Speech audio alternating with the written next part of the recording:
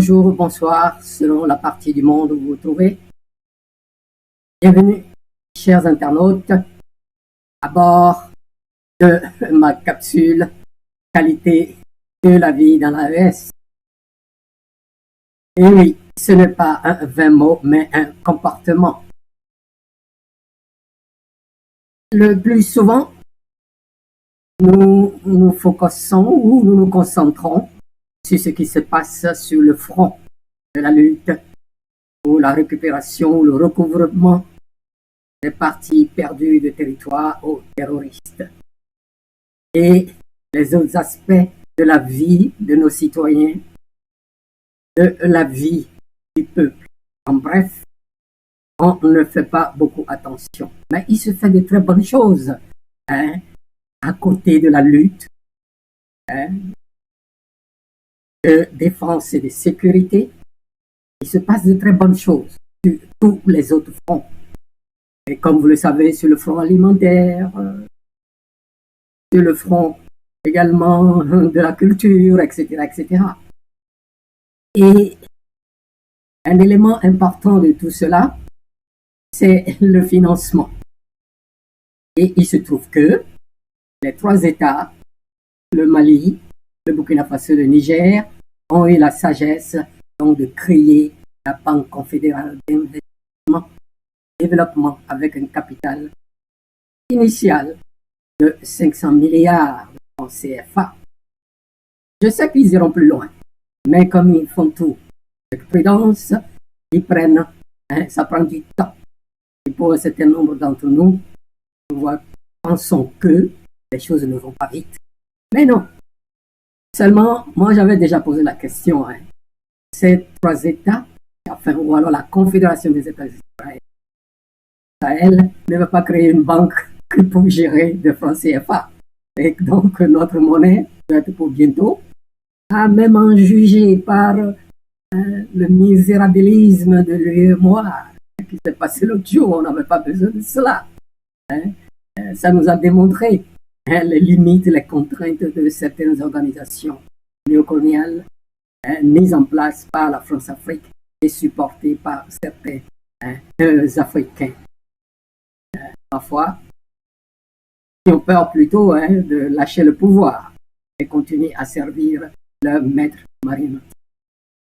Ceci étant, j'ai pensé qu'il faut parler d'un secteur où de bonnes choses se font également. La voirie, dans nos agglomérations principales et aussi certainement dans nos campagnes. On en a parlé un jour. De très bonnes choses se passent à Bamako. Pour ce qui concerne la voirie et les infrastructures routières, à Ouagadougou et à Niamey. Et pour ma sortie aujourd'hui sur ce problème, donc pour ma parole libre d'aujourd'hui, je vais me concentrer sur quelques exemples de Burkina Faso et ensemble commenter ce que nous pouvons commenter et tirer rapidement une conclusion. Ce qui est sûr, dans la qualité de la vie, entre plusieurs éléments, c'est-à-dire plusieurs facteurs, on peut en compter une vingtaine. Il faut donc les prioriser, c'est-à-dire les classer, voir ce qui est donc peut être fait dans l'immédiat et trouver des solutions.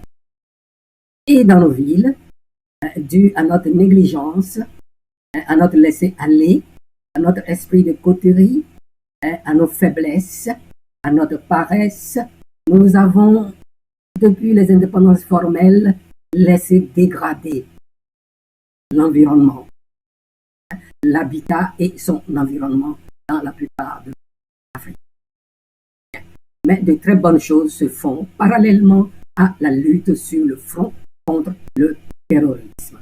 Et je pose aujourd'hui pour reconnaître certaines choses qui se font. Le temps ne nous permet pas de tout développer, mais de donner de multiples exemples, mais je me contenterai aujourd'hui rien que pour ce qui se passe. Et sans plus tarder, je vous amène tout de suite à échantillonnage de ce qui se fait dans ce domaine. Que je est catégorisé en deux catégories. Les grands travaux et ce qui se fait avec les citadins. Donc, 1, 2, 3 exemples pour moi. Bien sûr, il ne faut pas non plus oublier la santé, aussi de bonnes choses. Allons-y, sans plus tarder. Si la technique me le permet. Bien, la technique me le permet. Ici, par exemple, c'est un exemple de gros travail. Et je vais vous laisser écouter, et puis on verra. Et regardez vous-même, ça fait partie donc des grands travaux entretenus directement par le gouvernement. Pour ce qui concerne les infrastructures de transport, dont la route, etc. Observez bien, et dans la synthèse... Parce qu'à partir de là, nous allons avoir moins cher le goudron. Nous pourrons partir nous. Est-ce que ça nous plaît de patauger tous les jours, chaque année dans la boue, lorsque la saison pluvieuse arrive? Pendant que nous avons le granit en pagaille au Burkina, nous avons la latérite. Il manque le goudron. Si nous essayons, nous pouvons bien faire et bien bitumer nos. Il y a tellement de choses que je ne peux citer ici. Mais ces individus doivent comprendre que c'est fini. Les choses s'arrêtent là. Ça s'arrête là. Ils ont assez fait pour que le pays se retrouve en guerre et violence de tout le monde. Ils n'ont pas le choix. Ils sont obligés d'être d'intelligence avec l'ennemi pour avoir leur bien quotidien. Nous allons tout faire pour que cette guerre finisse. Puissions donner du travail. Voilà. Vous venez d'entendre parce qu'à partir de là, nous capitaine. allons avoir moins je vous laisse écouter une deuxième fois. Nous pourrons partir nous. Est-ce que ça nous plaît de patauger tous les jours, chaque année dans la boue, lorsque la saison pluvieuse arrive? Pendant que nous avons le granit en pagaille au Burkina, nous avons la latérite. Il manque le goudron. Si nous essayons, nous pouvons bien faire et bien bitumer nos. Il y a tellement de choses que je ne peux citer ici. Mais ces individus doivent comprendre que c'est fini. Les choses s'arrêtent là.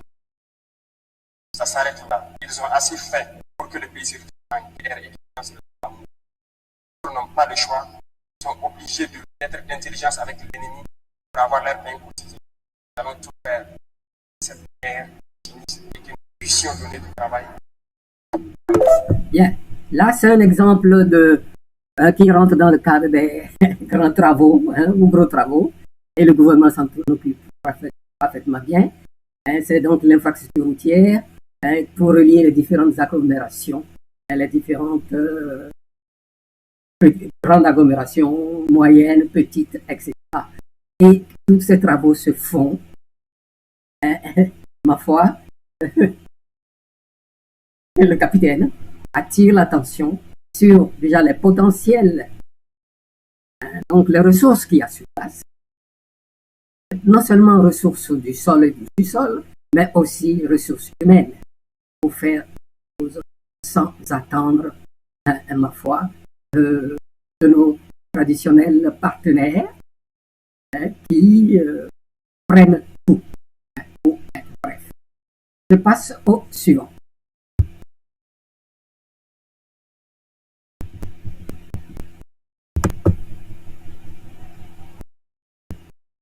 Là,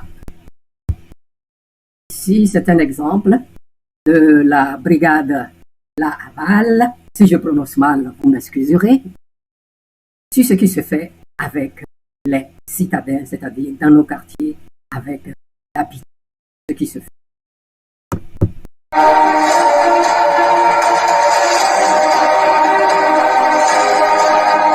Nous sommes à Ouagadougou, au Burkina Faso.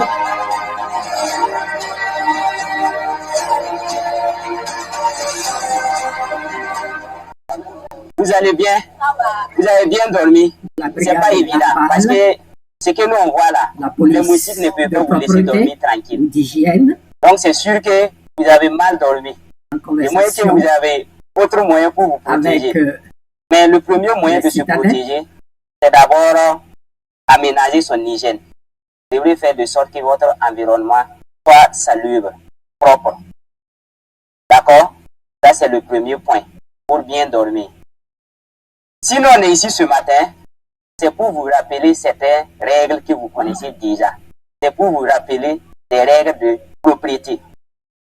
On est arrivé à trouver la dame en train de verser l'eau un peu partout. Donc vous êtes arrêté. Vous avez vu que chacun a essayé d'esquiver pour mieux s'arrêter parce qu'il ne veut pas rester dans la boue. Il ne veut pas rester là où c'est sale. Personne d'autre n'a sali ça. C'est vous-même qui avez sali. Donc, ce que vous avez à faire, je m'adresse d'abord aux responsables de famille. Le premier point, pour faire face à ça, vous devrez aménager des fosses septiques. Vous devrez creuser à l'intérieur des cours, mettre des cailloux sauvages, vous refermer et vous éliminez l'eau de lessive à partir de ce trou. C'est-à-dire quand vous lavez les habits, les plats, vous mettez l'eau sale là-bas. L'eau ne doit pas se verser dans le 6 mètres. S'il y a l'eau dans le 6 mètres, c'est qu'il a plu. Chacun de vous doit avoir une poubelle devant sa porte où il va mettre ses ordures.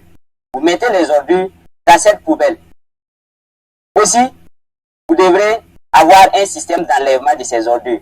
Vous devrez vous abonner avec les associations ou les structures, les femmes qui tournent avec les taxis motos, les charrettes pour ramasser les ordures. Vous devrez vous abonner avec ces femmes. Chacun va sortir avec son matériel. Pelle, balai, râteau. Vous allez nettoyer le 6 mètres. Ensemble, chacun nettoie devant sa cour. Chacun nettoie devant sa cour pour que ça soit propre.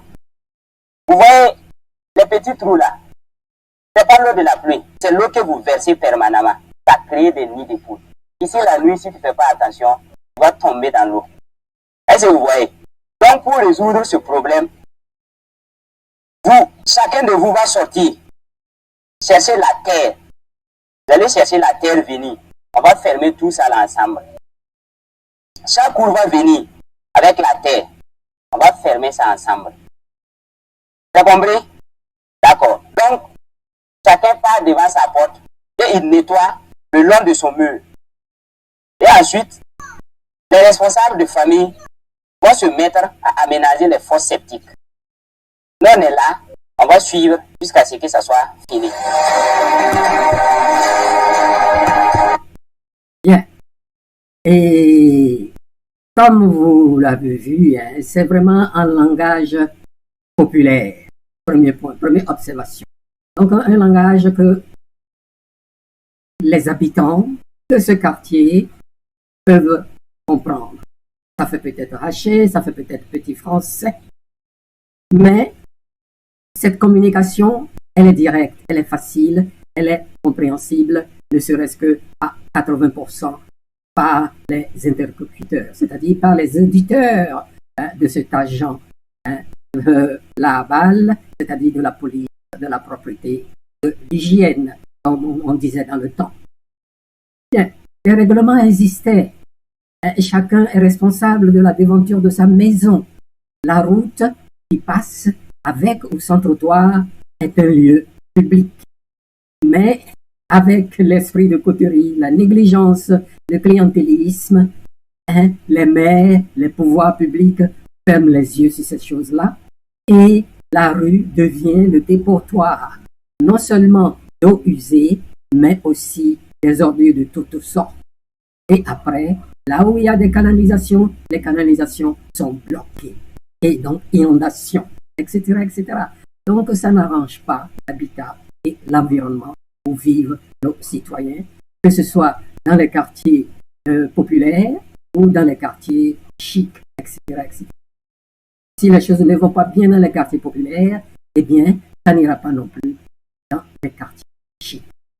Alors, il leur donne, il faut revenir aux pratiques du passé. Il faut donc des fosses septiques à l'intérieur des maisons pour mettre les eaux usées, etc., etc.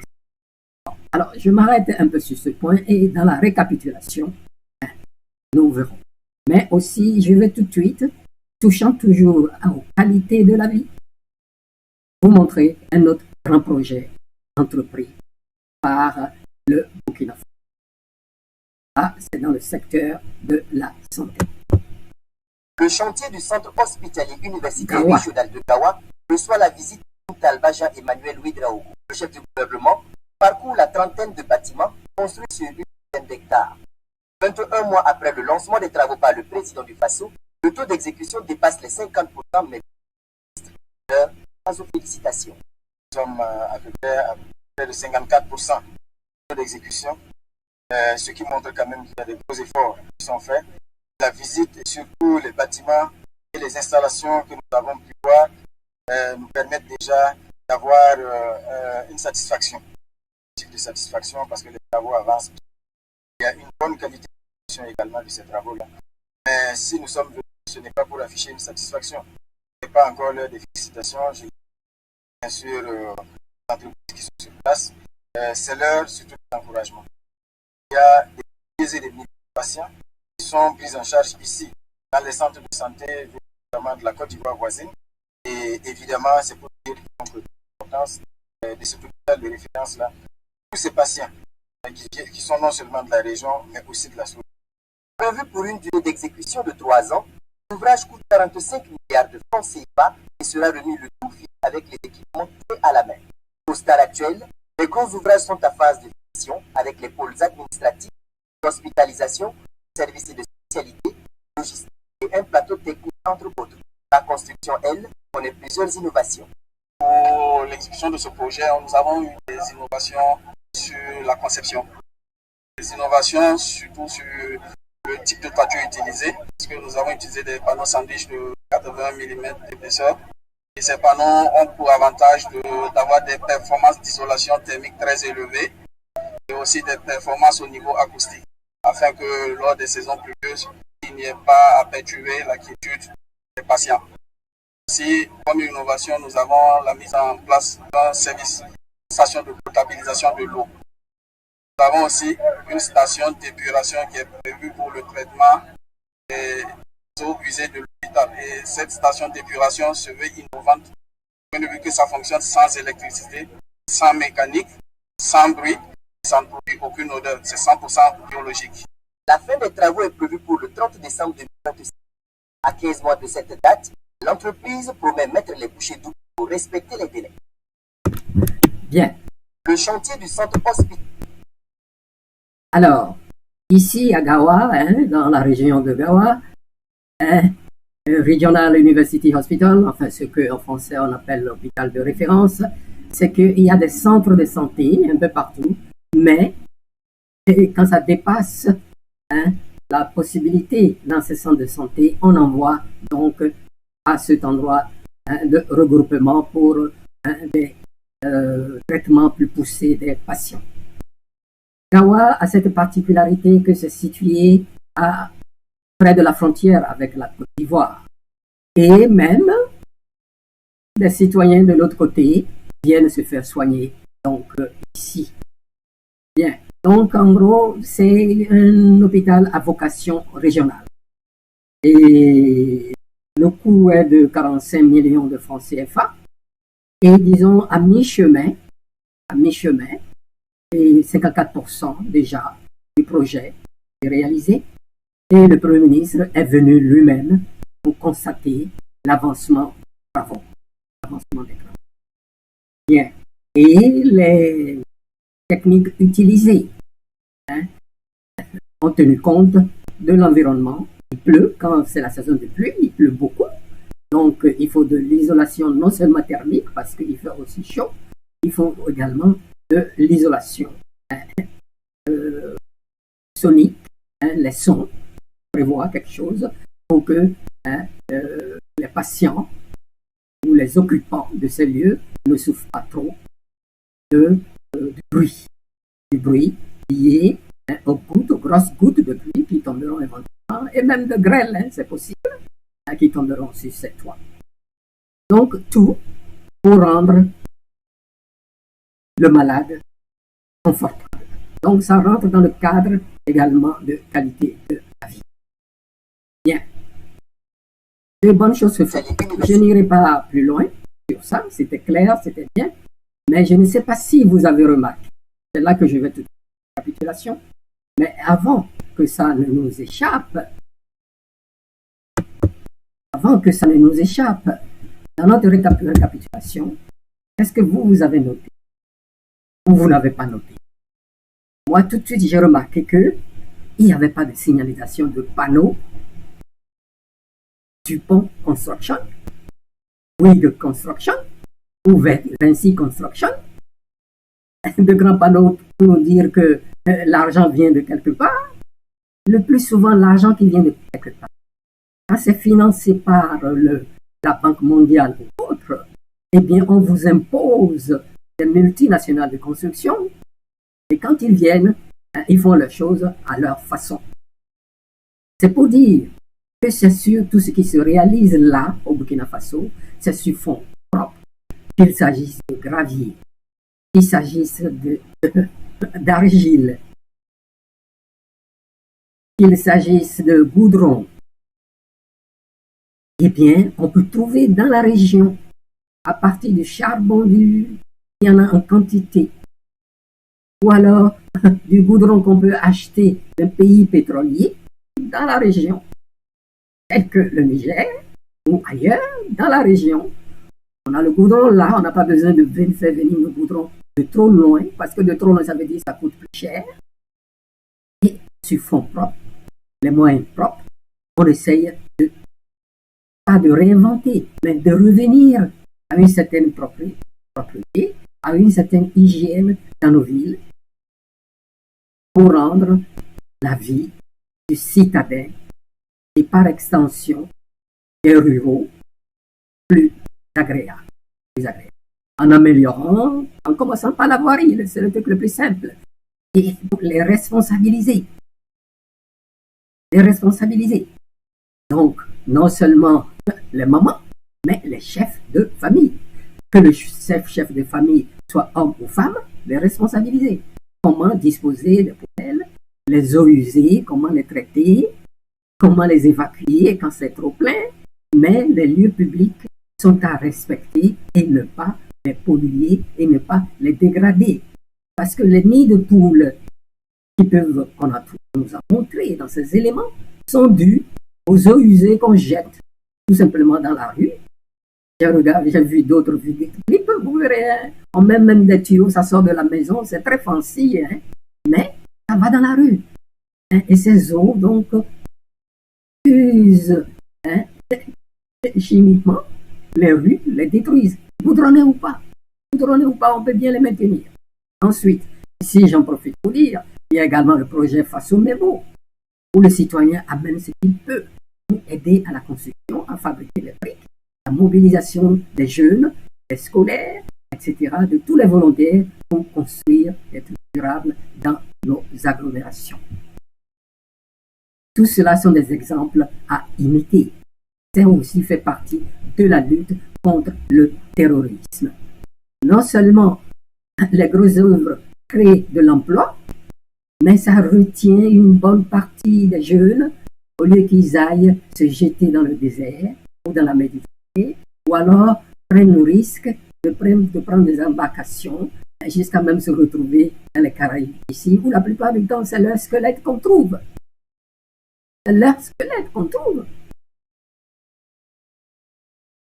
Les bateaux échouent. Imaginez traverser de Dakar à Mauritanie jusqu'à la Barbade ou ailleurs dans la Caraïbe, mais ils viennent tous en général squelettes. Non, nous devons tout faire pour éviter cela. Et c'est l'effort que le nouveau dirigeant de MPSR2, l'équipe des 5 généraux, maintenant ils sont généraux, du Mali ou le CNSP du Niger, c'est l'effort qu'ils font pour résoudre certaines difficultés par nous-mêmes en utilisant les fonds propres, en utilisant nos sociétés et même là, les cadres sont nos cadres formés sur place. Ils pensent à tout, ils ont tout ce qu'il faut. Ils ont toutes les compétences pour faire aussi bien un bon travail comme le Toubab estime faire. Même ils feront mieux qu'eux parce qu'ils connaissent le milieu, ils savent ce qu'il leur faut. Ils ne restent pas dans un bureau quelque part dans une capitale et décident, moi sur tel projet il faut que j'ai tel intérêt, etc. Non. Ils le font pour eux-mêmes. C'est en cela que moi je félicite nos actuels dirigeants de cette tendance. Bon, donc la voirie, comme je le disais, c'est plusieurs facteurs. Disons la qualité de la vie, c'est plusieurs facteurs.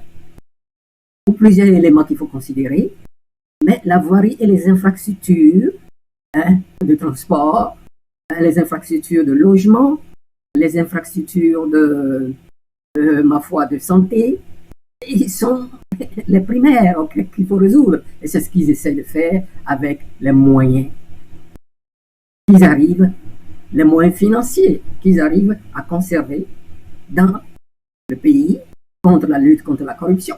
Là aussi, c'est l'autre problème. La corruption est endémique dans tous nos États.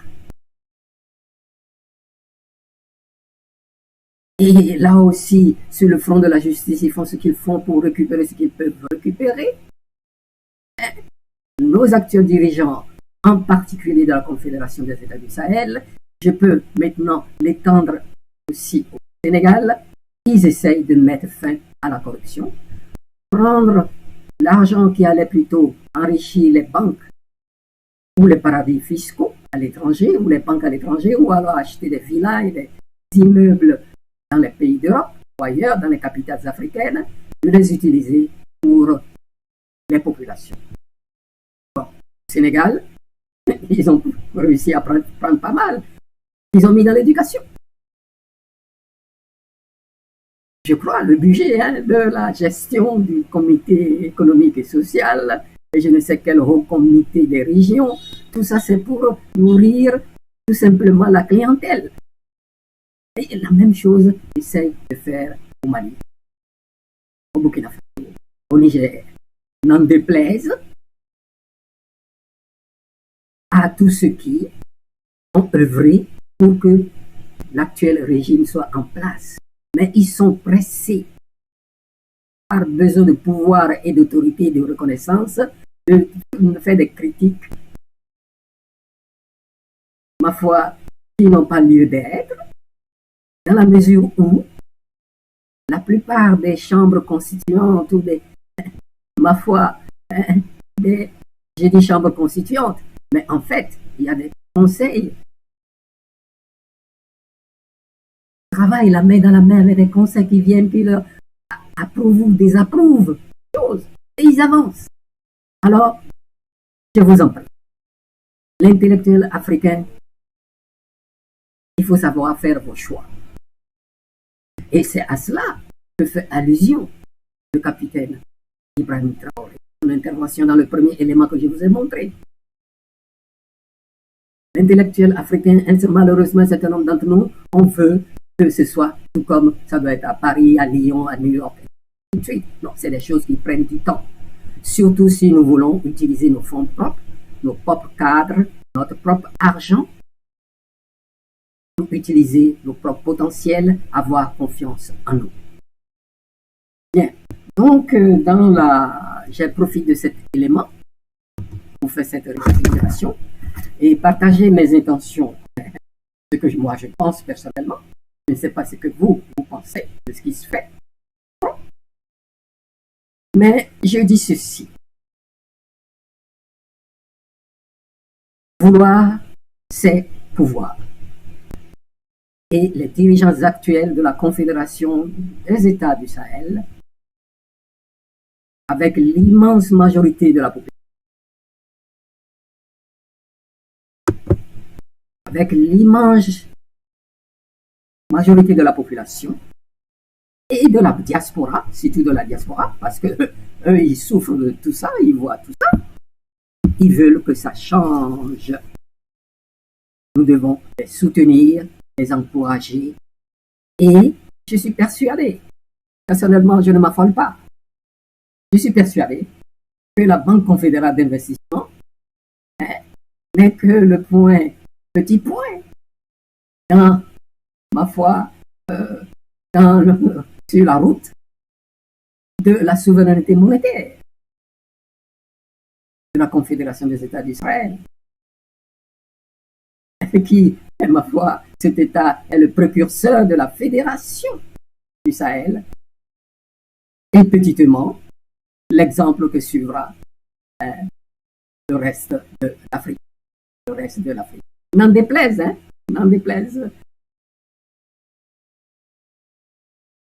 à certains de nos élites, de de nos intelligentsias, acquises à la cause plutôt de nos maîtres marionnettistes, dont nous voulons nous débarrasser. Et je suis entièrement d'accord avec le capitaine. Eh bien, on en a assez, il faut y aller. Et je répète, vouloir, c'est pouvoir. Mes félicitations, ces 3 États, pour tout ce qui est fait pour la qualité de la vie, c'est un départ. Ils ne peuvent peut-être pas mettre métro partout, ils ne peuvent peut-être pas mettre des rails partout, mais au moins, ils essayent de tisser sur ce qui est resté des 65 ans de gestion ou de gouvernance calamiteuse due à la France-Afrique avec les 11 accords de vassalisation mis en place. Ça, je le dis souvent, même périmés, mais les structures mises en place par ces accords subsistent toujours. Où on nous prend pour des enfants, de gros bébés, et il faut tout nous dicter. D'où la difficulté de l'intelligentsia, particulièrement l'intelligentsia parisienne, de nous suivre, de nous comprendre. Vous voyez, c'est malheureux. C'est à nous de prendre nos responsabilités. Et c'est ce qui se fait en ce moment. Vouloir ses pouvoirs et la qualité de la vie, comme je l'ai dit, dans l'AES, n'est pas un vain mot. C'est un comportement. Et il faut tout petitement, étape par étape, en commençant par le plus primaire, réajustement, réadaptation, et ensuite bâtir sur cela. Je vous dis bravo. Bravo. Et, chers internautes, je ne sais pas ce que vous pensez de mon point de vue. Si vous avez quelque chose à dire, je suis toujours prêt au débat, mais dans la politesse. Les insultes, c'est pas mon genre. C'est pas mon genre, ok? Voilà. Et à bientôt pour mon prochain dossier.